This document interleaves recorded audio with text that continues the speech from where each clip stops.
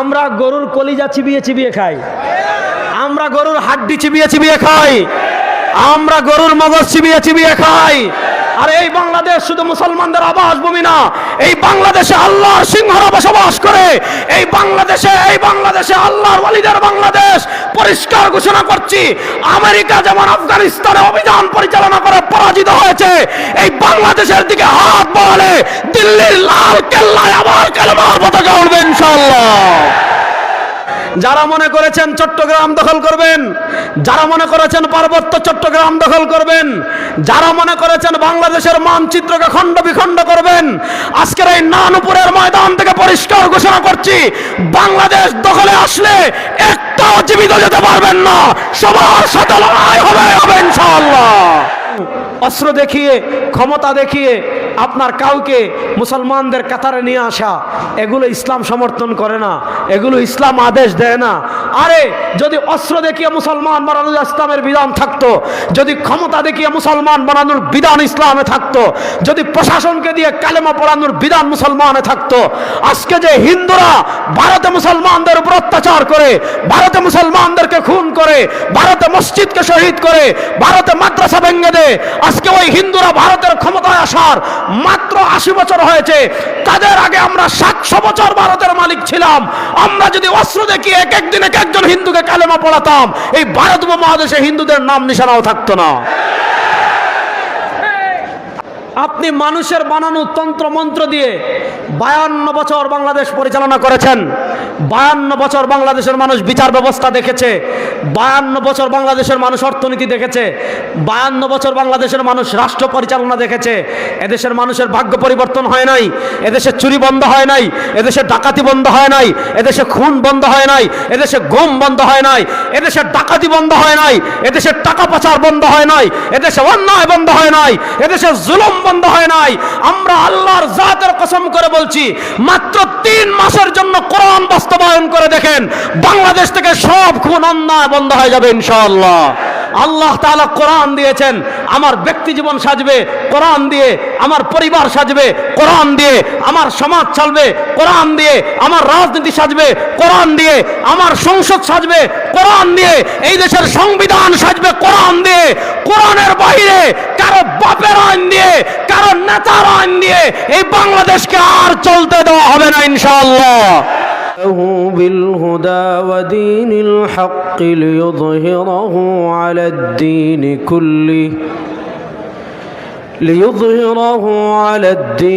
كله ولو كره الكافرون. بارك الله لنا ولكم في القرآن العظيم، ونفعنا وإياكم بالآيات والذكر الحكيم. وقال رسول الله صلى الله عليه وسلم: الإسلام يعلو ولا يعلى، أو كما قال عليه الصلاة والسلام. আল্লাহ রব্বুল আলামিনের লাখ কোটি শুকরিয়া আদায় করছি, উপমহাদেশের অন্যতম দ্বীনি শিক্ষানিকেতন বাংলাদেশের ঐতিহ্যবাহী জামিয়া ইসলামিয়া উবাইদিয়া নানুপুরের আজকের 2 দিন ব্যাপী সালানা ইজলাসে জুমার আগে মকবুল সময় আল্লাহ তাআলা আমাদেরকে এখানে হাজির হওয়ার তৌফিক দান করেছেন। আমরা সবাই একবার আল্লাহ রব্বুল ইজ্জত ওয়াল জালালের দরবারে অন্তরের অন্তঃস্থল থেকে উচ্চ আওয়াজে মন প্রাণ উজাড় করে সবাই একবার কালেমাতুশ শুকর আদায় করি, আলহামদুলিল্লাহ। কিপটামি করবেন না, সবাই একবার জুড়ে উচ্চ আওয়াজে পড়েন আলহামদুলিল্লাহ। আসলে এখানে আমি বয়ান করতে আসি না, এখানে বয়ান করার মতো কোনো যোগ্যতা আসলেও আমার নাই, শুধু মুরব্বীদের দোয়া নিতে এসেছি। হযরত শায়েখে নানুপুরি রাহিমাহুল্লাহর কিছুটা ফয়েদ এবং বারাকা হাসিলের জন্য এসেছি, যাতে আল্লাহ তাআলা আমাদের বুজুর্গ আকাবিররা আমাদেরকে যেই পথে রেখে গিয়েছেন, বন্ধ করে দেন, আল্লাহ তাআলা আমাদেরকে যেন সেই পথে চলার তৌফিক দান করেন। সবাই পড়েন একবার আল্লাহুম্মা আমিন। যেহেতু মুরব্বীরা হুকুম করেছেন, আমি খুব সংক্ষিপ্ত কয়েকটা প্রসঙ্গে কয়েকটা কথা, আজকে আমি কোনো বিষয়ভিত্তিক আলোচনা করার জন্য এখানে আসি নাই। যেহেতু এখানে তরুণ সমাজ, যুবকরা বেশি, এই জন্য আমি কয়েকটা কথা বলে আজকের মতো আমার আলোচনা শেষ করবো ইনশাআল্লাহ।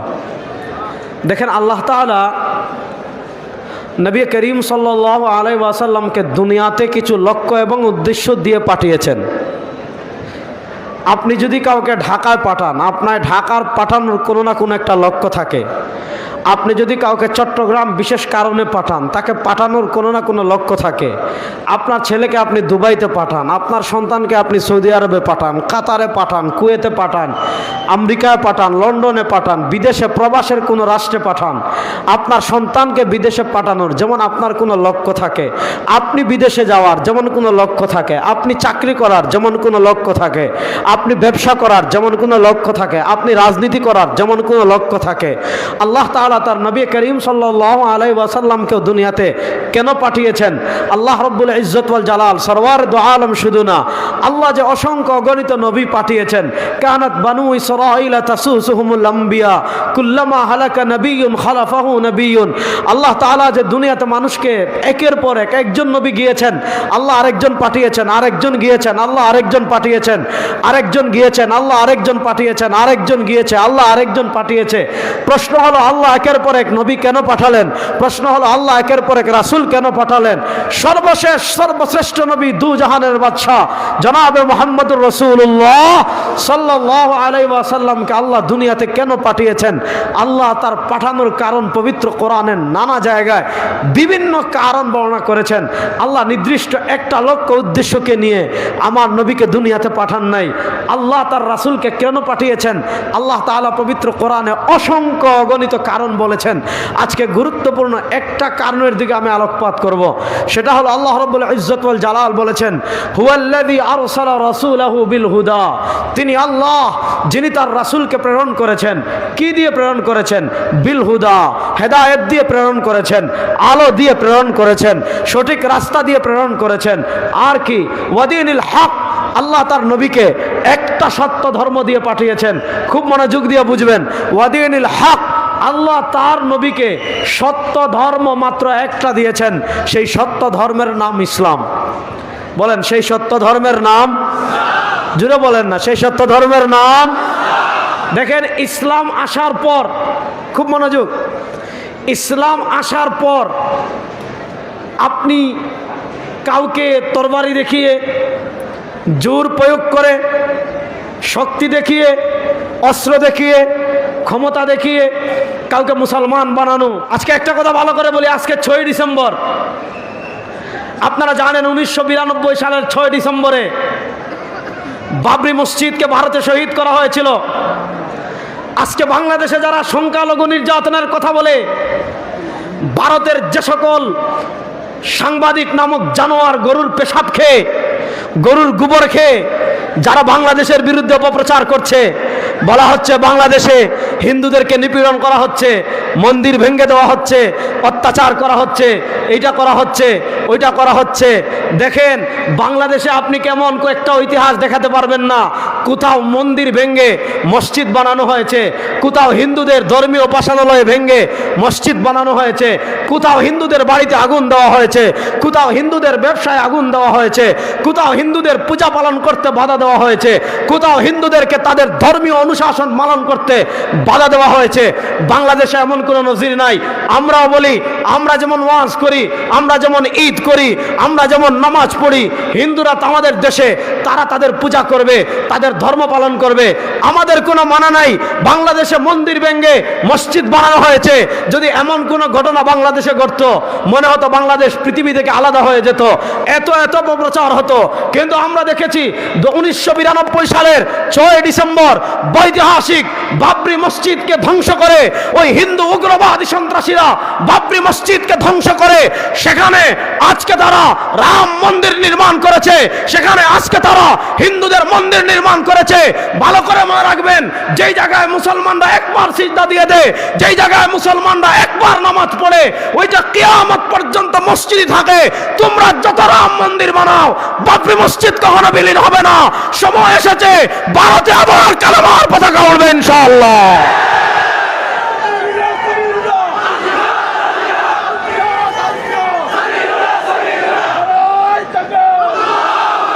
কথা ভালো করে বুঝেন, ইসলাম ধর্ম আসার পর আল্লাহ রাব্বুল ইজ্জত ওয়াল জালালের কাছে একমাত্র মনোনীত ধর্মের নাম, আরে মুখ খুলে বলেন না, ইসলাম ধর্ম আসার পর আল্লাহ রাব্বুল ইজ্জত ওয়াল জালালের কাছে একমাত্র মনোনীত ধর্মের নাম।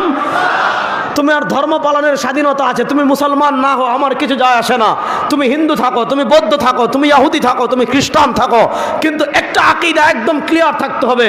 সেই একটা আকীদা কি জানেন? সেই এক আকীদা হলো ইন্নাদ-দীনা ইনদাল্লাহিল ইসলাম। সেই এক আকীদা হলো ওয়া মান ইয়াবতাগি গায়রাল ইসলামি দীনান ফালা ইউকবালা মিনহু। সেই এক আকীদা হলো ইসলাম আসার পর আপনি ইহুদিবাদ অনুসরণ করে পরকালে মুক্তি লাভ করতে পারবেন না। ইসলাম আসার পর আপনি খ্রিস্টবাদ অনুসরণ করে পরকালে মুক্তি লাভ করতে পারবেন না। ইসলাম আসার পর আপনি হিন্দুত্ববাদ অনুসরণ করে পরকালে মুক্তি লাভ করতে পারবেন না। ইসলাম আসার পর ইন্নাদ-দীনা ইনদাল্লাহিল ইসলাম। ইসলাম আসার পর পরকালে মুক্তি লাভ করার জন্য, ইসলাম আসার পর আল্লাহর সন্তুষ্টি অর্জন করার জন্য, ইসলাম আসার পর দুজাহানে সফল হওয়ার জন্য একমাত্র মুক্তির গ্যারান্টি ইসলাম। ইসলাম ব্যতীত আর কোন তন্ত্রে, ইসলাম ব্যতীত আর কোন মন্ত্রে, ইসলাম ব্যতীত আর কোন ধর্মে মুক্তি নাই। ইসলাম ব্যতীত আর কোন ধর্মে মুক্তি, হ্যাঁ ধর্ম সব থাকবে, কোন ধর্মকে জোরপূর্বক কোন ধর্মের অনুসরণ বাধা দেওয়া ইসলাম সমর্থন করে না। কিন্তু আকীদা বিশ্বাস ক্লিয়ার, ইসলাম আসার পর আল্লাহ রাব্বুল ইজ্জত ওয়াল জালালের কাছে একমাত্র মনোনীত ধর্মের নাম। আসেন এই আকীদায় তারা কেমনে বেজাল ঢুকায় এটা আমাকে বলি। আমাদের দেশে কিছু মাজার পূজারী মুশরিক আছে, এরকম কিছু মাজার পূজারী মুশরিক আপনাদের আশেপাশেও আছে। এ সকল মাজার পূজারী মুশরিকদের লেখা একটা বই আছে, এটার নাম বেলায়েতে মুতলাকা। এই বেলায়েতে মুতলাকা আমার মোবাইলেও আছে, আমার কাছে হার্ড কপিও আছে। এ সকল মাজার পূজারী মুশরিকদের মাধ্যমে আমাদের উপমহাদেশের মুসলমানদের অন্তরে একটা চেতনাকে ছড়িয়ে দেওয়া হয়েছে। আমাদের সমাজের মুসলমানদেরকে একটা চেতনা বিশ্বাসকে ছড়িয়ে দেওয়া হয়েছে। সেটার নাম হলো ওয়াহদাতুল আদিয়ান, সেটার নাম হলো আন্তধর্ম, সেটার নাম হলো ইন্টারফেথ। আপনাকে বলবে তুমি হিন্দু হও, সমস্যা নাই। আপনাকে বলবে তুমি বৌদ্ধ হও, সমস্যা নাই। আপনাকে বলবে তুমি খ্রিস্টান হও, সমস্যা নাই। আপনাকে বলবে তুমি নাস্তিক হও, সমস্যা নাই। ওয়াহদাতুল আদিয়ান মানে কি? তুমি তোমার হিন্দু থাকো, তুমি তোমার বৌদ্ধ থাকো, তুমি তোমার ইহুদি থাকো, তুমি খ্রিস্টান থাকো। তাহলে আমি পরকালে মুক্তি লাভ করবো কেমনে? বলবে বাবার যখন উরুস হবে প্রত্যেক বছর একটা মহিষ নিয়ে আসবা, বাজার যখন উরুস হবে প্রত্যেক বছর একটা গরু নিয়ে আসবা। আরে শুনেন, পৃথিবীতে মুক্তির গ্যারান্টি একমাত্র ইসলাম। যারা কালেমা পড়বে না, লা ইলাহা ইল্লাল্লাহ পড়বে না, মুহাম্মাদুর রাসূলুল্লাহ বিশ্বাস করবে না, এরা যত গরু দেখ, যত ছাগল দেখ, যারা মহিষ দেখ, তারা কাফের। তাদেরকে যারা জান্নাতের গ্যারান্টি দিবে তারাও কাফের। ইমানের প্রশ্নে কোনো আপোষ? বলেন ইমানের প্রশ্নে কোনো আপোষ? তা আপনাদেরকে তারা শিখাবে ওয়াহদাতুল আদিয়ান। ওয়াহদাতুল আদিয়ান মানে কি? সব ধর্ম সত্য, ধর্মে কোনো দ্বন্দ্ব নাই। সুতরাং আমাদের যেহেতু সব ধর্ম সত্য, সবাই যার যার ধর্ম পালন করবে। ধর্ম নিয়ে আমরা কি করব না, ধর্মে কোনো সংঘাত নাই। সুতরাং হিন্দুরা তাদের মতো হিন্দু ধর্ম পালন করবে, ইহুদিরা তাদের মতো ধর্ম পালন করবে। আমরা সবাই যেহেতু সব ধর্ম সত্য, সুতরাং আমরা সবাই মিলে পৃথিবীতে শান্তি প্রতিষ্ঠা করার চেষ্টা করব। বাস তারা আপনাকে শিখাবে আমাদের ধর্মীয় পরিচয় বড় না, আমাদের বড় পরিচয় আমরা মানুষ। তারা আপনাদেরকে শিখাবে আমাদের ধর্মীয় পরিচয় বড় পরিচয় না, আমাদের বড় পরিচয় আমরা মানবতা। আমরা বলি হ্যাঁ আমাদের মানুষ পরিচয়, এটা তো সত্য, ঠিক আছে, কিন্তু আমাদের কাছে সবচেয়ে বড় পরিচয় মানবতা না, আমাদের কাছে সবচেয়ে বড় পরিচয় জাতীয়তাবাদ না, আমাদের সবচেয়ে বড় পরিচয় আমরা বাঙালি না, এটা না, আমাদের সবচেয়ে বড় পরিচয় আমরা বাংলাদেশি না, এটা না, আমাদের সবচেয়ে বড় পরিচয় আমরা মুসলমান। বলেন এটা আত্মপরিচয় মনে রাখতে হবে, আমাদের সবচেয়ে বড় পরিচয় আমরা। আপনি মানবতার কথা আমাদেরকে শিখাবেন? শুনেন, যেই মানবতা কোরআন হাদিস আমাদেরকে শিখিয়েছে, যেই মানবতা আল্লাহ আমাদেরকে শিখিয়েছেন, যেই মানবতা সরওয়ার দু আলম সাল্লাল্লাহু আলাইহি ওয়াসাল্লাম আমাদেরকে শিখিয়েছেন, সেই মানবতা আমাদের মাথার উপর। আপনি আমেরিকা থেকে মানবতা আমদানি করবেন, ভারত থেকে মানবতা আমদানি করবেন, চীন থেকে মানবতা আমদানি করবেন, রাশিয়া থেকে মানবতা আমদানি করবেন, পরিষ্কার কথা বলছি, পরিষ্কার কথা বলছি, যেই মানবতা কোরআন সাপোর্ট করে না, যেই মানবতা সরওয়ার দু আলম সাপোর্ট করেন না, যেই মানবতা সাহাবায়ে কেরাম সাপোর্ট করেন না, কোরআন বিরোধী যত মানবতার কথা বলবেন, রাসূলের হাদিস বিরোধী যত মানবতার কথা বলবেন, সেই মানবতায় আমরা 1000 বার লাথি মারি। বলেন, সেই মানবতায় আমরা 1000 বার। এবার বুঝেন, আমাদের সবচেয়ে বড় পরিচয় মানবতার পরিচয় না, আমাদের সবচেয়ে বড় পরিচয় আমরা মুসলমান, আমাদের সবচেয়ে বড় পরিচয় আমরা লা ইলাহা ইল্লাল্লাহু মুহাম্মাদুর রাসূলুল্লাহ বিশ্বাসী।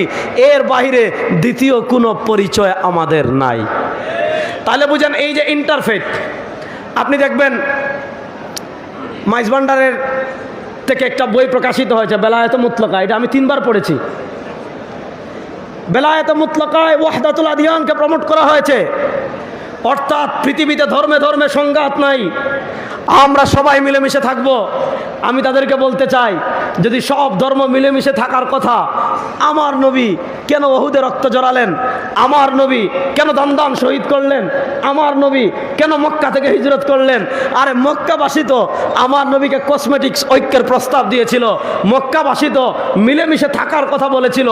ইসলাম আসার পর বিধর্মীদের সাথে আকীদার প্রশ্নে আমাদের কোনো আপোষ নাই। ইসলাম আসার পর আপনি যত ধর্ম অনুসরণ করেন পরকালে মুক্তি লাভ করতে পারবেন না। ওয়ামাই ইয়াবতাগি গায়রাল ইসলামি দীনান ফালা ইউকবালা মিনহু।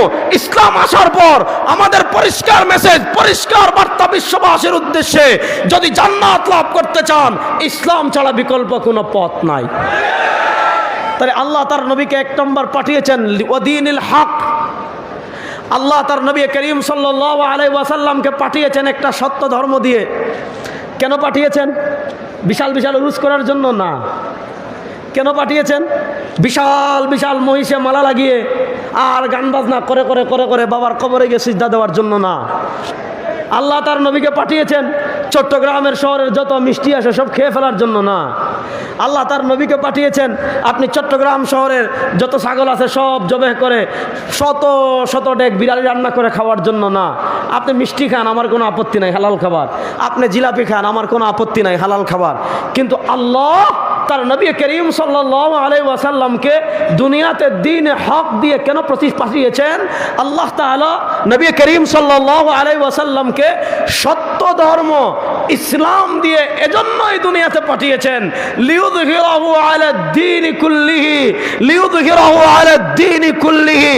সমাজের সব জায়গায়, সমাজের সব সেক্টরে, ব্যক্তি বলেন, পরিবার বলেন, অর্থনীতি বলেন, ব্যবসা বাণিজ্য বলেন, রাজনীতি বলেন, বিচার ব্যবস্থা বলেন, সংসদ বলেন, সংবিধান বলেন, জীবনের সব ক্ষেত্রে মানুষের তন্ত্র মন্ত্রকে মুছে দিয়ে, মানুষের বানানো আইনকে মুছে দিয়ে, মানুষের বানানো বিধানকে মুছে দিয়ে আল্লাহর কোরআন প্রতিষ্ঠার জন্য, আল্লাহর দ্বীন প্রতিষ্ঠার জন্য, আল্লাহর ইসলাম প্রতিষ্ঠার জন্য আল্লাহ তার নবীকে পাঠিয়েছেন। লিউযহিরাহু আলা দ্বীনি কুল্লি। গণতন্ত্রের উপর বিজয়ী থাকবে ইসলাম। বলেন, গণতন্ত্রের উপর বিজয়ী থাকবে? আরে মানুষ কথা বলে না রে। গণতন্ত্রের উপর বিজয়ী থাকবে, ধর্মনিরপেক্ষতার উপর বিজয়ী থাকবে, সমাজতন্ত্রের উপর বিজয়ী থাকবে, হিন্দুত্ববাদের উপর বিজয়ী থাকবে, ইহুদিবাদের উপর বিজয়ী থাকবে, খ্রিস্টবাদের উপর বিজয়ী থাকবে, নাস্তিকতার উপর বিজয়ী থাকবে, ব্রিটিশের বানানো আইনের উপর বিজয়ী থাকবে, হিন্দুত্ববাদী আগ্রাসনের বিরুদ্ধেই বাংলাদেশে বিজয় থাকবে। কথা ভালো করে বুঝেন। আল্লাহ তাআলা নবী করিম সাল্লাল্লাহু আলাইহি ওয়াসাল্লামকে যে কয়েকটা লক্ষ্য এবং উদ্দেশ্য নিয়ে দুনিয়াতে পাঠিয়েছেন তার ভিতর অন্যতম লক্ষ্য হলো ইসলামকে বিজয় করা। কাকে বিজয় করা? বলেন না, কাকে বিজয় করা? এবার বলেন, এই বাংলাদেশে ইসলাম বিজয় হোক আপনারা চান কি চান না? এই বাংলাদেশে দ্বীন বিজয় হোক আপনারা চান কি চান না? এই বাংলাদেশে কোরআন বিজয় হোক আমরা চাই কি চাই না? আল্লাহ তাআলা কবুল করুক, সবাই বলেন আমিন। এবার আসেন, দ্বীন বিজয় আমি কোথাও করব, মনোযোগ দিয়ে বুঝেন। আমরা বর্তমান বাংলাদেশের মানুষের সবচেয়ে বড় পরাজয়ের জায়গাটা আমি আপনাদেরকে বুঝাই। শুধু বাংলাদেশের মানুষ না, মুফাক্কিরে ইসলাম মৌলানা সৈয়দ আবুল হাসান নদভী রাহিমাহুল্লাহ, আমরা কম বেশি তার কথা সবাই জানি। সৈয়দ আবুল হাসান নদভী রাহিমাহুল্লাহ, তাকে মুফাক্কিরে ইসলাম বলা হয়। তিনি যেমন ভারত উপমহাদেশের জনপ্রিয়, মুফাক্কিরে ইসলাম সৈয়দ আবুল হাসান নদভী রাহিমাহুল্লাহ আরব বিশ্বে তেমন সমানভাবে জনপ্রিয়।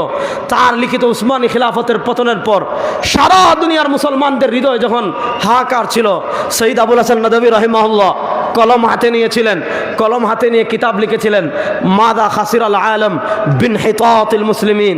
মুসলমানদের পতনে বিশ্ব কি হারালো, মুসলমানদের পতনে বিশ্বের কি ক্ষতি হলো। আপনারা যারা এই বই পড়েছেন তারা তো জানেন, যারা পড়েন নাই তারা এই বই পড়বেন। সৈয়দ আবুল হাসান নদভী রাহিমাহুল্লাহ উনি বলেছেন যুদ্ধ দুই প্রকারের, এক প্রকারের যুদ্ধ আমরা তরবারি দিয়ে করি, এক প্রকারের যুদ্ধ আমরা অস্ত্র দিয়ে করি, এক প্রকারের যুদ্ধ বন্দুক দিয়ে করি, বিমান দিয়ে করি, ট্যাঙ্ক দিয়ে করি।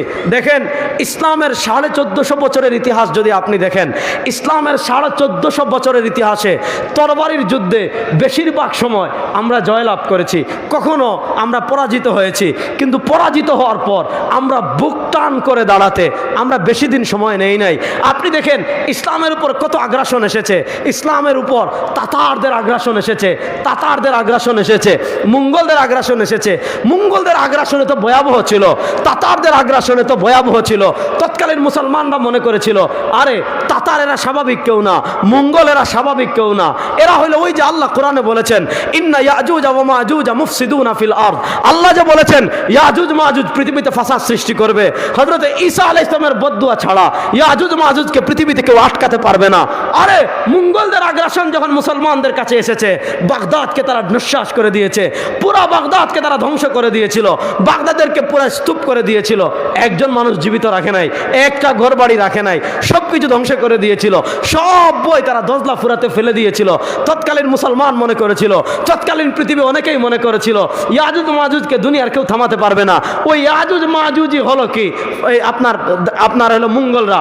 ওই তাতারদের ফিতনা মুসলমান বুক টান করে দাঁড়িয়ে গিয়েছে, তাতারদের স্রোতকে মুসলমান থামিয়ে দিয়েছে, রক্ত দিয়ে থামিয়ে দিয়েছে, জীবন দিয়ে থামিয়ে দিয়েছে, জিহাদ করে থামিয়ে দিয়েছে। তাতারদেরকেও মুসলমান বুঝিয়ে দিয়েছিল আরে তাতারদের সৈন্য থাকতে পারে, ক্ষমতা থাকতে পারে, অস্ত্র থাকতে পারে, সংখ্যায় তারা হাজার হাজার হতে পারে, লক্ষ লক্ষ হতে পারে, কিন্তু যাদের অন্তরে ঈমান আছে তাদেরকে পরাজিত করবে পৃথিবীতে এমন কোনো শক্তি নাই। তাতারদেরকে মুসলমান বুক টান করে আটকে দিয়েছে। আপনারা দেখেছেন ধর্মযুদ্ধের কথা জানেন, ক্রুসের যুদ্ধের কথা, ক্রুসের যুদ্ধ মুসলমান বুক টান করে আটকে দিয়েছে। সুলতান সালাউদ্দিন আইয়ুবী রাহিমাহুল্লাহর কথা আমরা জানি, সুলতান নুরউদ্দিন জঙ্গি রাহিমাহুল্লাহর কথা আমরা জানি, সুলতান ইমারউদ্দিন জঙ্গির কথা আমরা জানি, আমরা রুকনুদ্দিন বাইবার্সের কথা জানি। যারা আপনারা কি করেছিলেন, ক্রুসের যুদ্ধে মুসলমানদের নেতৃত্ব দিয়েছিলেন। সারা পৃথিবীর সম্মিলিত ইহুদি খ্রিস্টান শক্তি ক্রুসের যুদ্ধ করেছিল, মুসলমানদেরকে হারাতে পারে নাই। বেশিরভাগ যুদ্ধে মুসলমানরা জয়লাভ করেছে। এক যুদ্ধ এমন হয়েছে মুসলমানরা পরাজিত হয়েছে, কিন্তু পরাজিত হওয়ার পর মুসলমানরা বুক টান করে দাঁড়াতে, প্রতিশোধ নিতে সময় লাগে নাই। আপনি বর্তমান যুগে তরবারির যুদ্ধের কথাগুলো বলেন, আমি আপনাকে ইয়ারমুকের গল্প শোনালাম না, কাদসিয়ার গল্প শোনালাম না। মুসলমানদের সাথে বর্তমানেও ফাইটে যে খেলাগুলো হচ্ছে, ফাইটে যে যুদ্ধগুলো হয়েছে, আপনার আফগানিস্তানে দেখেন পৃথিবীর সুপার পাওয়ার আমেরিকার সাথে আমাদের তালেবান ভাইরা 20 বছর লড়াই করেছে, আমেরিকা পরাজিত হয়েছে, তালেবান বিজয়ী হয়েছে। আপনারা দেখেছেন ফিলিস্তিনে খেলা চলছে আজকে হলো 6 ডিসেম্বর। এই 7 অক্টোবরের আগের 7 অক্টোবর তুফান আল আকসা, তুফান আল আকসা শুরু হয়েছে 2023 সালের 7 অক্টোবর। আজকে দেখেন 2024 সালের 6 ডিসেম্বর, অর্থাৎ আগামীকাল তুফান আল আকসা শুরু হওয়ার 1 বছর 2 মাস পূর্ণ হবে। আপনি যুক্তি দিয়ে হিসাব মিলাতে পারবেন না, আপনি আধুনিক ক্যালকুলেটর দিয়ে হিসাব মিলাতে পারবেন না। আপনি কেমনে হিসাব মিলাবেন? পৃথিবীর সবচেয়ে বড় কারাগারের নাম হলো গাজা। এটার চতুর্দিকে ইসরায়েল কি দিয়েছে? কাঁটাতার দিয়ে রেখেছে, এমন ভয়াবহ কাঁটাতার দিয়ে রেখেছে যে আপনি কাঁটাতারে তারা বিদ্যুতের লাইন দিয়ে রেখেছে, আপনি কাঁটাতারে হাত দিলে কারেন্টে শর্ট খাবেন। কাঁটাতারে এমন আধুনিক অস্ত্র ব্যবহার করে রেখেছে যে আপনি কাঁটাতারের পাশ দিয়ে হাঁটলে সিগন্যাল বাজবে যে কেউ হাঁটতেছে। পুরা গাজা অবরুদ্ধ, আপনি চাইলে গাজা থেকে বের হতে পারবেন না। আপনি চাইলেই গাজায় ঢুকতে পারবেন না। গাজায় ঢুকার মাত্র একটা গেট আছে মিশরের দিক থেকে, ওই গেট দিয়ে যদি গাজায় খাবার ঢুকে ইসরায়েলি সৈন্যরা আগে চেক করে, ওই গেট দিয়ে যদি গাজায় পানি ঢুকে ইসরায়েলি সৈন্যরা আগে চেক করে, ওই গেট দিয়ে গাজায় যদি পোশাক ঢুকে ইসরায়েলি সৈন্যরা আগে চেক করে। আপনি বুঝেন একটা পানির বোতল ইসরায়েলি সৈন্যদের চেকপোস্ট ছাড়া ঢুকতে পারে না, এক ট্রাক ত্রাণ ইসরায়েলি সৈন্যদের চেকপোস্ট অতিক্রম করা ছাড়া গাজায় ঢুকতে পারে না। ওই এমন একটা জীবন্ত উপত্যকায় থেকে বছরের পর বছর এই যে তুফান আল আকসা শুরু হওয়ার 1 বছর 2 মাস হয়ে গিয়েছে, ওই 1 বছর 2 মাস থেকে এই ধরনের জীবন্ত কারাগারে থেকে যে হামাসের বীর মুজাহিদেরা পৃথিবীর সুপার পাওয়ার ইসরায়েলের সাথে লড়াই করে জিহাদ করে যুদ্ধ করে পৃথিবীর মুসলমানদেরকে মেসেজ দিয়েছে, এই বার্তা দিয়েছে, আরে যারা আল্লাহর সাথে যুদ্ধ, আল্লাহর জন্য যুদ্ধ করে, যারা আল্লাহর পতাকাকে বুলন্দ করার জন্য যুদ্ধ করে, যারা ইসলামকে প্রতিষ্ঠা করার জন্য যুদ্ধ করে, পৃথিবীর কোন সুপার পাওয়ার তাদের পরাজিত করতে পারে না, পারে না, পারে না।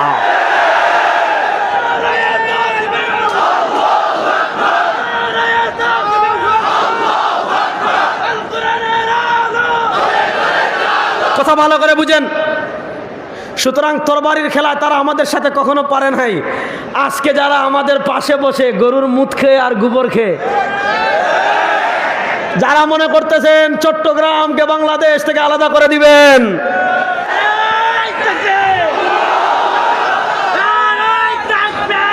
কথা ভালো করে বুঝেন।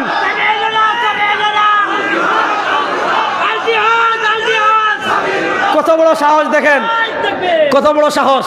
আমরা খাই গরুর দুধ, বলেন আমরা খাই গরুর, বলেন না আমরা খাই গরুর, আমরা খাই গরুর মগজ।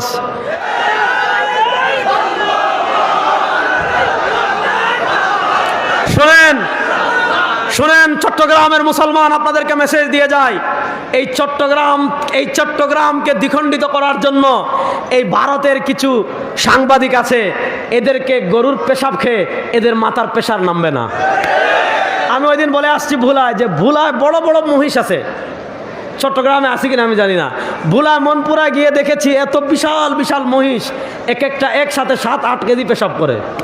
তো আমি বলেছি আপনি ভারতে বসে সাংবাদিকতা করবেন টেলিভিশনে আর স্ক্রিনে দেখাবেন যে চট্টগ্রামকে যদি তারা দখল করে ফেলে তাহলে তাদের উড়িষ্যা, তাহলে তাদের বিহার, তাহলে তাদের 7 সিস্টার, অর্থাৎ তাদের যে 7 রাজ্য রয়েছে এই 7 সিস্টারের সাথে অন্যান্য প্রদেশের যোগাযোগ কী হয়ে যাবে, সহজ হয়ে যাবে। আমি বলেছি শুনেন, চট্টগ্রাম দখল করার চিন্তা বাদ দিয়ে কাজ করেন, ওই যে আমাদের মনপুরায় যে মহিষগুলায় 7-8 কেজি পেশাব করে ওদের মুত খান ইনশাআল্লাহ। বলেন এই বাংলাদেশ দখল করবেন, আফগানিস্তানে আমেরিকার যে পরিণতি হয়েছে এই বাংলাদেশের দিকে হাত বাড়ালে আপনাদের একই পরিণতি হবে ইনশাআল্লাহ, ইনশাআল্লাহ। বলেন আমি যুবকদেরকে বলতে চাই, এই বাংলাদেশের দিকে যদি কেউ হাত বাড়াতে চায়, এই বাংলাদেশকে কেউ যদি দখল করতে চায়, এই বাংলাদেশকে কেউ যদি অস্থির করতে চায়, এই মানচিত্রের দিকে যদি কেউ আঙ্গুল তুলতে চায়, সেই হাতকে ভেঙে দেওয়ার জন্য বীর চট্টগ্রাম মুসলমানরা প্রস্তুত আছে না ইনশাআল্লাহ। আমরা কোনো মুসলমান, আরে বেটা আমাদের সাথে খেলবা না, আরে আমরা তো সেই জাতি মাত্র 313 জন 1000-এর বিরুদ্ধে খেলেছি বদরে। আমরা তো সেই জাতি যারা মাত্র 3000 জন 50,000-এর বিরুদ্ধে খেলেছে মুতায়। আমরা তো সেই জাতি যারা মাত্র 10,000 1.5 লাখের বিরুদ্ধে খেলেছে ইয়ারমুকে। আমরা তো সেই জাতি 50,000 যারা 3 লক্ষের বিরুদ্ধে খেলেছে কাদসিয়ায়। আরে ভারতকে বলবো তোমাদের সৈন্য বেশিও থাকতে পারে, তোমাদের অস্ত্র বেশি থাকতে পারে, কিন্তু আমাদের একটা অস্ত্র আছে, সেই অস্ত্র হলো আল্লাহু আকবার। ওই আল্লাহু আকবারের ধ্বনিতে ভারতের রাম মন্দির আবার মসজিদ হবে, আবার মসজিদ হবে ইনশাআল্লাহ। তাহলে এবার ভালো করে বুঝেন, তরবারির যুদ্ধে তারা আমাদের সাথে কখনো পারে নাই। এখনো যদি ঘোষণা দিয়ে আজকে দেখেন ইসকন কি বলবো, আমাদের এই চট্টগ্রাম ওলি আল্লাহর পুণ্যভূমি চট্টগ্রাম, এটা আল্লামা আহমদ শফি রহিমাহুল্লাহ পুরা পৃথিবীর মুসলমানদের যিনি অন্যতম নেতৃত্ব দিয়েছিলেন, আল্লামা আহমদ শফি রহিমাহুল্লাহ এই চট্টগ্রাম, আল্লামা জুনায়েদ বাবনগরী রহিমাহুল্লাহর স্মৃতি বিজড়িত এই চট্টগ্রাম, আল্লাহর কুতবুল আলম আল্লামা জমির উদ্দিন নানুপুরি রহিমাহুল্লাহর স্মৃতি বিজড়িত এই চট্টগ্রাম। এই চট্টগ্রামের আদালতে তারা প্রকাশ্যে দিবালুকে আমার এক মুসলিম ভাইকে তারা জবেহ করে হত্যা করেছে ইসকন। আমি ওই দিন ঢাকায় বলেছি যে ইসকন আমাদের হাতের ময়লা, হাতের ময়লা বুঝেন, হাতের ময়লা পরিষ্কার করতে 2 মিনিট লাগে না। ইসকনকে কিচ্ছু করা লাগবে না। আমরা বাংলাদেশের মুসলমানরা যদি পেশাব করি, ইসকনকে ওই দিল্লিতে পড়বে। দেখেন, আমরা একটা কথা খুব ভালো করে বুঝেন মুসলমান, ধর্মীয় সম্প্রীতি আমাদের দেশে আমরা যে পরিমাণ রক্ষা করি, পৃথিবীর কোনো রাষ্ট্রের নজির পাবেন না। আপনি এখান থেকে যাবেন মেইন রাস্তা দিয়ে, আপনি হাটাজারি মাদ্রাসা গেলে দেখবেন, হাটাজারি মাদ্রাসা বাংলাদেশের সবচেয়ে বড় মাদ্রাসার একটা, উম্মুল মাদারিস আমাদের। হাটাজারি মাদ্রাসার মসজিদের মিম্বর আর হিন্দুদের মন্দিরের একসাথে। আপনারা বাংলাদেশে 52 বছর থেকে যারা পুরা বাংলাদেশ পেয়েছেন, যারা 71 দেখেছেন, আপনারা বলেন, যারা এই যুগের আছেন তারাও বলেন, আপনারা কখনো দেখেছেন হাটাজারি মাদ্রাসা থেকে একটা পাথর কখনো হিন্দুদের মন্দিরে মারা হয়েছে? বলেন, হিন্দুদের মন্দিরে মারা হয়েছে? মারা হয় নাই। ধর্মীয় সম্প্রীতি আমরা সবচেয়ে বেশি রক্ষা করি। এটা বাংলাদেশের সরকারের যতটা অবদান, তার চেয়ে বেশি অবদান হলে দেশের আলেমদের, তার চেয়ে বেশি অবদান হলে দেশের পীর মাশায়েখদের। তারা মানুষদেরকে বুঝিয়েছেন, শান্তির বার্তা দিয়েছেন, মানুষ খুব শান্ত আছে, কোনো সমস্যা নাই, কোনো মন্দিরের উপর কখনো হামলা করা হয় নাই। 5 আগস্টে যখন ফ্যাসিস্ট আওয়ামী লীগের বিদায় হলো, 5 আগস্টে যখন ফ্যাসিস্ট আওয়ামী লীগের পতন হলো, মানুষ মনে করেছিল আওয়ামী লীগ হিন্দু লীগ হয়ে মন্দিরে আক্রমণ করে এদেশে ধর্মীয় দাঙ্গা লাগাতে পারে। বাংলাদেশের আপামর মুসলমান মন্দির পাহারা দিয়েছিল যাতে ধর্মীয় সম্প্রীতি নষ্ট না হয়, যাতে ধর্মীয় দাঙ্গা নষ্ট না হয়। বাংলাদেশে হিন্দুরা পূজা করবে, আমাদের কোনো সমস্যা নাই। হিন্দুরা তাদের ধর্ম পালন করবে, আমাদের কোনো সমস্যা নাই। আমরা এটা নিয়ে মাথাও ঘামাই না। রাষ্ট্র তাদের নিরাপত্তা দিবে, তারা যেভাবে ইচ্ছা তাদের ধর্ম পালন করবে। কিন্তু ভালো করে বুঝেন, সাধারণ হিন্দু আর ইসকন এক কথা নয়, সাধারণ হিন্দু আর উগ্র হিন্দু এক কথা নয়। বাংলাদেশের হিন্দুরা, আমরা যেহেতু সংখ্যাগরিষ্ঠ মুসলমান, বাংলাদেশের হিন্দুরা আমাদের মুসলমানদের কাছে আমানত। তাদের কেউ ক্ষতি করবে, মুসলমানরা থাকতে দিবে না, মুসলমানরা হতে দিবে না। তাদের দিকে কেউ হাত তুলবে, মুসলমান তাদের নিরাপত্তা দিবে। কিন্তু মাসালা ভালো করে বুঝবেন, আমরা হিন্দু, সাধারণ হিন্দুদের কোনো শত্রুতা তাদের সাথে, অর্থাৎ সাম্প্রদায়িক কোনো শত্রুতা তাদের সাথে আমাদের নাই। কিন্তু পরিষ্কার বলছি যে ইসকন ফরিদপুরে আমার মধুখালীতে 2 জন মুসলমানকে পিটিয়ে খুন করেছে, আমার ভাই আলিফকে চট্টগ্রামের আদালতে হত্যা করেছে।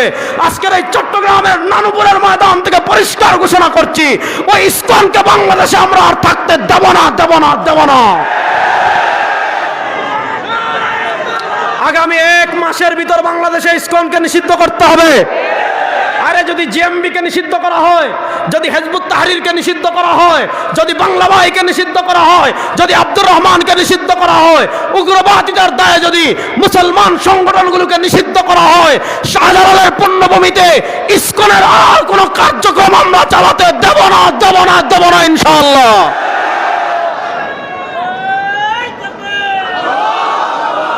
শুনেন, আমরা ধৈর্য ধরে আছি, খুব ভালো করে বুঝেন। আমার ভাইকে যারা হত্যা করেছে, এমন নৃশংস ঘটনা বাংলাদেশে আর হয় নাই। আপনারা কি মনে করেছেন এখন আওয়ামী লীগের আমল? আরে আওয়ামী লীগের সময় আমার ভাইকে হত্যা করে তারা ঠিকতে পারে নাই। আর এই স্বাধীন নতুন বাংলাদেশে এসে আমার ভাই আলিফকে চট্টগ্রামে খুন করে ইসকন বাংলাদেশে থাকবে। বাংলাদেশের একজন কালেমা পড়া মুসলমান জীবিত থাকতে ইসকনকে এই জমিনে আর সহ্য করা হবে না। এখন সরকারের কাছে আমরা বলবো, আপনারা ইসকনকে নিষিদ্ধ করবেন কিনা বলেন, পরিষ্কার বলেন। যদি ইসকনকে নিষিদ্ধ না করেন, দেশের মুসলমান ইসকনকে নিষিদ্ধ করাতে আপনাদেরকে বাধ্য করবে ইনশাআল্লাহ। ইসকনের সাথে আমাদের কোনো আপোষ নাই। এই ইসকন হলো ভারতের 5টা গোলাম। এই ইসকনরা আমাদের দেশের মানচিত্র ভেঙে চট্টগ্রামকে, আপনারা জানেন চট্টগ্রামের একটা ছিল ইসকনের দালাল, সে তোমার কোথায় গিয়েছিল? পূজায় গেছিল, বুঝছেন? পূজায় গিয়ে নাচানাচি করতেছে, মূর্তির সামনে নাচানাচি করতেছে, আর বলতেছে কি জানেন, এদেশের আলেমদের মতো আমার ইমান কি এত দুর্বল যে মূর্তির সামনে দাঁড়াইলে, মূর্তির সামনে নাচানাচি করলে, মূর্তির সামনে এটা করলে আমার ইমান নষ্ট হয়ে যাবে। সে বলতেছে তার ইমান এত দুর্বল না। আমরা বলেছিলাম, আরে ইমান যাওয়া আসা, ইমান ভাঙ্গার প্রশ্ন আসবে, ইমান তো থাকলে বেটা, তোর তো ইমান নাই, ভাঙবে কি? তার তো ইমানই নেই, ভাঙবে কি? বুঝেন, এই চট্টগ্রামকে কেন্দ্র করে সবচেয়ে বেশি ষড়যন্ত্র করছে ইসকনরা। আমি চট্টলার বীর মুসলমান ভাইদেরকে বলে যাব, আপনারা সবাই সতর্ক থাকবেন তো ইনশাআল্লাহ। উগ্রবাদী হিন্দুদের, উগ্রবাদী ইসকনের সকল ষড়যন্ত্রকে রুখে দেওয়ার জন্য বাংলাদেশের বীর মুসলমান 24 ঘন্টা প্রস্তুত ইনশাআল্লাহ। যা কয় কথা গেলাম, আমি বলছিলাম সৈয়দ আবুল হাসান নদভী রাহিমাহুল্লাহর কথা, যে একটা যুদ্ধ সরাসরি খেলায় তারা পারবে না। আর তারা যদি 100 কোটিও হয়, আমাদের 14 কোটি মুসলমানদের সাথে আসুক, খেলার জন্য আমরা প্রস্তুত। ইনশাআল্লাহ বলেন না ইনশাআল্লাহ? তাহলে একটা যুদ্ধ হলো তরবারির যুদ্ধ, যে যুদ্ধে তারা আমাদের সাথে পারে না। কিন্তু আরেকটা যুদ্ধ আছে, মনোযোগ, এটা বলে আমি আর বেশি সময় নেব না, একটু ধৈর্য ধরেন। আরেকটা যুদ্ধ আছে, সৈয়দ আবুল হাসান নদভী রাহিমাহুল্লাহ বলেছেন আল গাজওয়াতুল ফিকরিয়া, চিন্তা যুদ্ধ মানে কি? অর্থাৎ মুসলমানদের চিন্তার বদ্ধমূলে আঘাত করতে হবে, মুসলমানদের শিকড়ে আঘাত করতে হবে। মুসলমানদের শিকড়ে কেমনে আঘাত করবে? মুসলমানদের চিন্তায় কেমনে আঘাত করবে? মুসলমানদের শিকড়ে এবং চিন্তায় আঘাত করার জায়গা হলো মুসলমানদের ভিতরে এমন একটা সিস্টেম চালু করে দাও, মুসলমানদের ভিতরে এমন একটা আবহাওয়া চালু করে দাও, মুসলমানদের ভিতরে এমন একটা পরিবেশ তৈরি করো, যেই পরিবেশে যারা বড় হবে তার নাম হবে আব্দুল্লাহ, তার নাম হবে আব্দুর রহমান, তার নাম হবে আহমদ, তার নাম হবে মোহাম্মদ, তার নাম হবে খালিদ, তার নাম হবে রেজাউল করিম, তার নাম হবে আব্দুর রহমান, তার নাম হবে আব্দুল সত্তার, তার নাম হবে আব্দুল কুদ্দুস। অর্থাৎ তার মধ্যে শুধু ইসলাম নামেই থাকবে, নামের বাহিরে তার ব্যক্তি জীবনে ইসলাম থাকবে না, তার পারিবারিক জীবনে ইসলাম থাকবে না, তার রাজনীতিতে ইসলাম থাকবে না, তার সংবিধানে ইসলাম থাকবে না, তার সংসদে ইসলাম থাকবে না, তার বিচার ব্যবস্থায় ইসলাম থাকবে না, তার আদালতে ইসলাম থাকবে না, তার ব্যবসায় ইসলাম থাকবে না, তার অর্থনীতিতে ইসলাম থাকবে না। অর্থাৎ ইসলামটা শুধু তার মধ্যে নামেই থাকবে, তার নাম হবে আব্দুল্লাহ, তার নাম হবে আব্দুর রহিম, শুধু ইসলামটা নামে থাকবে, নামের বাহিরে আর কিচ্ছু ইসলাম তাদের মধ্যে থাকবে না। এই ইসলামটা আমাদেরকে শিখিয়ে গিয়েছে ব্রিটিশ। খুব মনোযোগ দিয়ে যুবকরা বুঝবা, ব্রিটিশরা আমাদেরকে কি ইসলাম শিখাইছে? ব্রিটিশরা শিখাইছে ইসলাম মানে কি? উরুস করবা। ইসলাম মানে কি? উরুস করবা। বছরে একবার বাবার দরবারে গরু নিয়ে আসবেন, ছাগল নিয়ে আসবেন, মহিষ নিয়ে আসবেন, নাচানাচি করবেন, গান বাজনা করবেন, কবরে সিজদা দিবেন, বিরিয়ানি খাবেন, পুকুরে নেমে গোসল করবেন, বাস এইটাই হলো ইসলাম। তারা শিখিয়েছে ইসলাম মানে মাজারে উরুস করা, ইসলাম মানে জিলাপি খাওয়া, ইসলাম মানে বাবারে সিজদা দেওয়া, ইসলাম মানে চোখ বন্ধ করে মাজারে পড়ে থাকা, ইসলাম মানে শুধু মসজিদে নামাজ পড়া, ইসলাম মানে শুধু খানকায় থাকা। এই যে ব্রিটিশ আমাদেরকে ইসলাম এতটুকু শিখিয়েছে, ওই খ্রিস্টানরা যেমন শিখিয়েছে, খ্রিস্টানদের ইয়ে ছিল কি? খ্রিস্টানদের একটা মৌলিক মূলনীতি ছিল। খ্রিস্টানরা বলতো তোমার ধর্ম যত তুমি পালন করো সব গির্জায় পালন করো। খ্রিস্টানদের একটা মৌলিক মূলনীতি ছিল, ধর্ম শুধু থাকবে গির্জায়। তুমি ধর্ম পালন করতে চাচ্ছ, গির্জায় যাও। ব্যক্তি জীবনে ধর্ম পালন করতে চাচ্ছ, গির্জায় যাও। পরিবারে ধর্ম পালন করতে চাচ্ছ, গির্জায় যাও। তুমি 100 ধর্মীয় কিতাব মানতে চাচ্ছ, গির্জায় যাও। এই থিম ছিল খ্রিস্টানদের। খ্রিস্টানরা শুধু তাদের ধর্মীয় উপাসনালয় যেটা আছে, গির্জায় তাদের ধর্মকে রাখতে চাইতো। তাদের রাষ্ট্রে কোনো ধর্ম নাই, তাদের অর্থনীতিতে কোনো ধর্ম নাই, তাদের বিচার ব্যবস্থায় কোনো ধর্ম নাই, তাদের আদালতে কোনো ধর্ম নাই, তাদের রাষ্ট্রের কোনো সেক্টরে ধর্ম নাই। ওইটা হলো সেকুলারিজম চিন্তা। মুসলমানদেরকে তারা ওই চিন্তা ওইভাবে শিখিয়েছে। ধর্ম থাকবে মসজিদে, ধর্ম থাকবে মাজারে, ধর্ম থাকবে উরুসে, ধর্ম থাকবে বিরানির ডেক্সিতে, ধর্ম থাকবে শাহজালালের মাজারের দান বাক্সে, ধর্ম থাকবে খানজাহান আলীর মাজারের দান বাক্সে। তাহলে প্রশ্ন হলো সংসদে ধর্ম লাগবে না? তারা বলে না। অর্থনীতির ধর্ম লাগবে না? না। সংবিধানে ধর্ম লাগবে না? না। বিচার ব্যবস্থায় ধর্ম লাগবে না? না। রাষ্ট্রের কোনো সেক্টরে ধর্ম লাগবে না? না। শুনেন, ইসলাম ধর্ম আর অন্যান্য ধর্মের পার্থক্যের মৌলিক জায়গা হলো অন্যান্য ধর্ম শুধু ধর্মীয় উপাসনালয় তারা রাখে, আর ইসলাম দুনিয়াতে এসেছে শুধু মসজিদে থাকার জন্য না, ইসলাম দুনিয়াতে এসেছে শুধু মাজারে থাকার জন্য না, ইসলাম দুনিয়াতে এসেছে শুধু খানকায় থাকার জন্য না। ঘর থেকে, খানকা থেকে, মসজিদ থেকে সংসদ পর্যন্ত কোরআনের বাতি জ্বালানোর জন্য ইসলাম এসেছে। এবার বলেন, সংসদে ইসলামের দরকার নাই? আর আসতে বলেন, অর্থনীতিতে ইসলামের দরকার নাই? বিচার ব্যবস্থা ইসলামের দরকার নাই? এরপরে রাষ্ট্রের সব সেক্টরে আপনি রাষ্ট্র যখন পরিচালনা করবেন, সংবিধান লিখবেন, সংবিধানে ইসলামের দরকার নাই? তাহলে অন্যান্য ধর্ম আর আমাদের ধর্মের পার্থক্যের জায়গাটা বুঝেন। অন্যান্য ধর্মের লোকেরা তাদের ধর্মকে ধর্মীয় উপাসনালয়ের মধ্যেই বন্দী রাখে, আর ইসলাম শুধু মসজিদে বন্দী থাকার জন্য আসে নাই, ইসলাম শুধু মাজারে বন্দী থাকার জন্য আসে নাই, ইসলাম শুধু উরুস করার জন্য আসে নাই, ইসলাম শুধু গরু মহিষ হাদিয়া নেওয়ার জন্য আসে নাই। ইসলাম এসেছে ঘর থেকে নিয়ে সংসদ পর্যন্ত ইসলামকে বিজয় করার জন্য। এবার বলেন বাংলাদেশের সংসদে ইসলাম বিজয়ক আপনারা চান কি চান না? কারা কারা চান? নারায়ে তাকবীর। বাংলাদেশের বিচার ব্যবস্থায় ইসলাম বিজয়ক আমরা চান কি চান না? বাংলাদেশের প্রত্যেকটা সেক্টর কোরআনের আলোয় প্রতিধ্বনিত, কোরআনের আলোয় পরিচালিত হোক, আপনারা চান কি চান না? এবার শুনেন একটা কথা, ইতিহাস বলে আমি শেষ করছি, মনোযোগ দিয়ে শুনেন। এই 52 বছরে আমাদের বাংলাদেশ পরিচালিত হয়েছে আল্লাহর আইনে না মানুষের আইনে? আচ্ছা, আমাদের একটা আকীদা, খুব ক্লিয়ারলি আকীদা বুঝবেন, আকীদায় কোনো ভেজাল রাখতে পারবেন না। আমল আপনি করতে পারছেন না, হয়তো আল্লাহ মাফ করে দিতে পারে, কিন্তু আকীদায় যদি ভেজাল থাকে আল্লাহ জীবনেও মাফ করবেন না। আমাদের পরিষ্কার আকীদা, সার্বভৌমত্বের মালিককে আল্লাহ। রাষ্ট্র বলেন, আরে ভাই জোরে বলেন, সার্বভৌমত্বের মালিককে। আমাদের আকীদা, কারো বাপ সার্বভৌমত্বের মালিক হতে পারে না, কারো আপা সার্বভৌমত্বের মালিক হতে পারে না, কারো নেতা সার্বভৌমত্বের মালিক হতে পারে না। আমরা বিশ্বাস করি সার্বভৌমত্বের মালিক একমাত্র। এবার বলেন, সার্বভৌমত্বের মালিক যদি আল্লাহ হয়, জমিনের মালিক যদি আল্লাহ হন, আসমানের মালিক যদি আল্লাহ হন, চন্দ্রের মালিক যদি আল্লাহ হন, সূর্যের মালিক যদি আল্লাহ হন, এবার আপনারা বলেন সার্বভৌমত্বের মালিক যদি আল্লাহ হন, এই জমিনে আইন চলবে কার? এই জুড়ে বলেন, এই জমিনে আইন চলবে কার? 52 বছর বাংলাদেশ আমরা দেখেছি ব্রিটিশের আইনে চলেছে। 52 বছর আমরা বাংলাদেশ দেখেছি মানুষের বানানো আইনে চলেছে।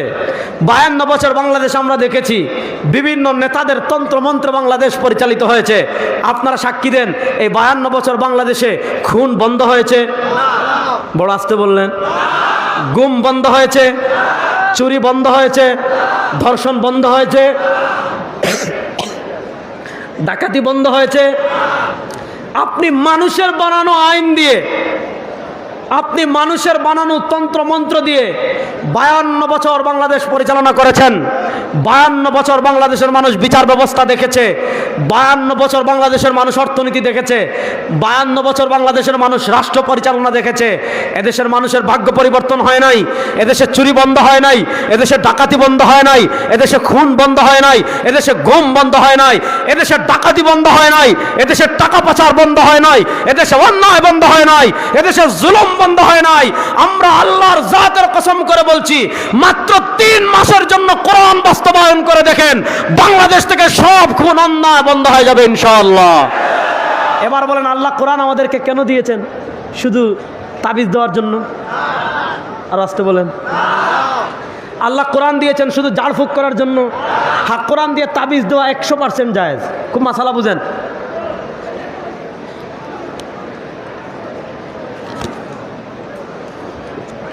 কোরআন দিয়ে তাবিজ দেওয়া 100% জায়েজ, কোরআন দিয়ে ঝাড়ফুঁক করা 100% জায়েজ, হালাল কাজ। এমনকি তাবিজ নিয়ে টাকা নেওয়াও জায়েজ, ঝাড়ফুঁক করে টাকা নেওয়াও জায়েজ। কিন্তু আল্লাহ তাআলা কোরআন কেন দিয়েছেন? আল্লাহ তাআলা কোরআন দেন নাই শুধু তাবিজ লেখার জন্য, আল্লাহ তাআলা কোরআন দেন নাই শুধু আপনি ঝাড়ফুঁক করার জন্য। আল্লাহ তাআলা কোরআন আমাদেরকে কেন দিয়েছেন? আল্লাহ তাআলা কোরআন দিয়েছেন আমার ব্যক্তি জীবন সাজবে কোরআন দিয়ে, আমার পরিবার সাজবে কোরআন দিয়ে, আমার সমাজ চলবে কোরআন দিয়ে, আমার রাজনীতি সাজবে কোরআন দিয়ে, আমার সংসদ সাজবে কোরআন দিয়ে, এই দেশের সংবিধান সাজবে কোরআন দিয়ে। কোরআনের বাইরে কারো বাপের আইন দিয়ে, কারো নেতার আইন দিয়ে এই বাংলাদেশকে আর চলতে দেওয়া হবে না ইনশাআল্লাহ। এবার বলেন, নানা তন্ত্রমন্ত্রের বাংলাদেশ দেখেছেন, এবার এই পরিবর্তিত বাংলাদেশে আমাদের সামনে সুযোগ এসেছে। এই পরিবর্তিত বাংলাদেশে আমাদের সামনে সুযোগ এসেছে। আমরা গণতন্ত্রের বাংলাদেশ দেখেছি, সমাজতন্ত্রের বাংলাদেশ দেখেছি, ডিজিটাল বাংলাদেশ দেখেছি, ধর্মনিরপেক্ষতার বাংলাদেশ দেখেছি, সোনার বাংলাদেশ দেখেছি, স্মার্ট বাংলাদেশ দেখেছি। চুরি বন্ধ হয় নাই, দুর্নীতি বন্ধ হয় নাই, ডাকাতি বন্ধ হয় নাই। ও চট্টলার বীর মুসলমান, এবার আমাদের সামনে সময় এসেছে আমরা ইসলামের বাংলাদেশ আবার দেখবো ইনশাআল্লাহ। ইসলামের বাংলাদেশ আমরা দেখতে চাই কি চাই না? কারা কারা দেখতে চান ইসলামের বাংলাদেশ আমরা দেখতে চাই কি চাই না? আর আমরা গণতন্ত্রের বাংলাদেশ দেখতে চাই, আর আমরা সেকুলারিজমের বাংলাদেশ দেখতে চাই, আর আমরা ধর্মনিরপেক্ষতার বাংলাদেশ দেখতে চাই। এবার ইসলামের বাংলাদেশ হোক আমরা চাই কি চাই না? এই কোরআনের বাংলাদেশ হোক আমরা চাই কি চাই না? ইসলামের জন্য, কোরআনের বাংলাদেশ প্রতিষ্ঠার জন্য, ইসলামের বাংলাদেশ প্রতিষ্ঠার জন্য চট্টলার বীর মুসলমান ঘাম ঝরানোর জন্য প্রস্তুত আছেন তো ইনশাআল্লাহ? শুনেন, ভারতের আধিপত্যবাদ, ভারতের আগ্রাসন মোকাবেলা করার পথ একটাই, সেটার নাম হলো ইসলাম। আপনি ভারতের আধিপত্যবাদ থামাতে চান, ইসলামকে বাদ দিয়ে কোরআনকে মাইনাস করে ভারতের আধিপত্যবাদকে থামানো যাবে না, ভারতের আধিপত্যবাদকে রুখা যাবে না। ইনশাআল্লাহ এবার আমাদের সামনে অবারিত সুযোগ এসেছে। 1924 সালে একবার সুযোগ এসেছিল ইসলামী রাষ্ট্র প্রতিষ্ঠার, নানা কারণে হয় নাই। অনেক পরিশ্রম ওলামায়ে কেরাম করেছেন, নানা কারণে হয় নাই, আমরা ব্যর্থ হয়েছি। 2024-এর জুলাই আগস্টের গণবিপ্লবের পর আবার আমাদের সামনে সুযোগ এসেছে ইসলামের বাংলাদেশ প্রতিষ্ঠা করার। আমি বাংলাদেশের মুসলমানদের অনুরোধ করব, নানা জনকে নানাবার ক্ষমতায় নিয়েছেন, নানা বাংলাদেশ দেখেছেন, কিন্তু আপনাদের ভাগ্যের পরিবর্তন হয় নাই। একবার দীপ্ত শপথ নেন, অন্তত 3-4 বছরের জন্য পরীক্ষামূলক ইসলামের বাংলাদেশ প্রতিষ্ঠা করেন। আরে আফগানিস্তান যেমন আমেরিকার নাগপাশকে চিহ্ন করে ইসলামের আফগানিস্তান হওয়ার কারণে পৃথিবীর সুপার পাওয়ার হতে যাচ্ছে। ইনশাআল্লাহ যদি আমরা ইসলামের বাংলাদেশ প্রতিষ্ঠা করি, এই বাংলাদেশ হবে পৃথিবীর সুপার শক্তি। এই বাংলাদেশকে কেউ আটকাতে পারবে না ইনশাআল্লাহ। আল্লাহ তাআলা ইসলামের বাংলাদেশ গড়ার তৌফিক আমাদের সবাইকে দান করেন। আল্লাহ তাআলা ইসলামের বাংলাদেশ গড়ার মেহনত করার আমাদের তৌফিক দান করেন। আল্লাহ তাআলা মানচিত্র রক্ষার পরিশ্রম করার তৌফিক আমাদের সবাইকে দান করেন। চট্টলার বীর মুসলমান আবার বলে যায়, যদি ভারত আমাদের সাথে খেলতে চায়, খেলার জন্য প্রস্তুত আছেন তো ইনশাআল্লাহ? কোন আধিপত্যবাদী শক্তির কাছে এই বাংলাদেশি মুসলমান মাথা নত করবে না ইনশাআল্লাহ। বীর চট্টলাবাসী ধন্যবাদ। আসসালামু আলাইকুম ওয়া রাহমাতুল্লাহ।